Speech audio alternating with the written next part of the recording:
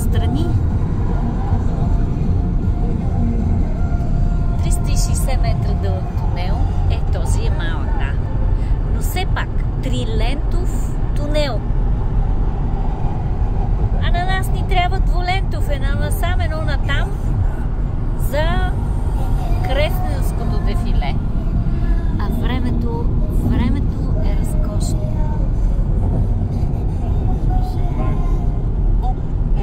18 градуса. Тук влизаме пак в един друг тунел.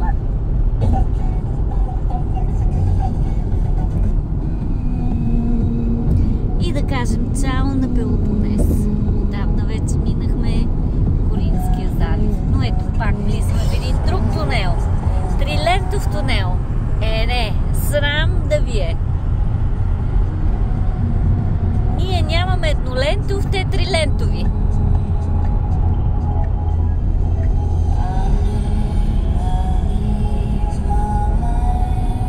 Това са пътищата в Гърция.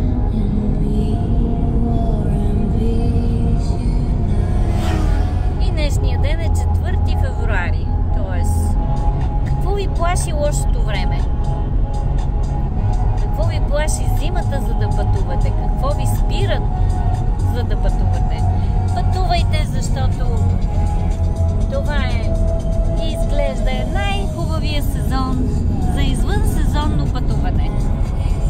Тогава, когато е студено на друго място, на други места, а тук е топло и приятно. Рест Мегара. Ние по програма къде ще пикаме? Стига бе.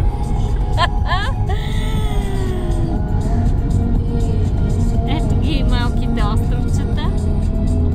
Знаете, Онаси се купил частен остров, е подарил, т.е. не купил, подарил на Джаки Онасис, за да се чувства в свои сигурни води.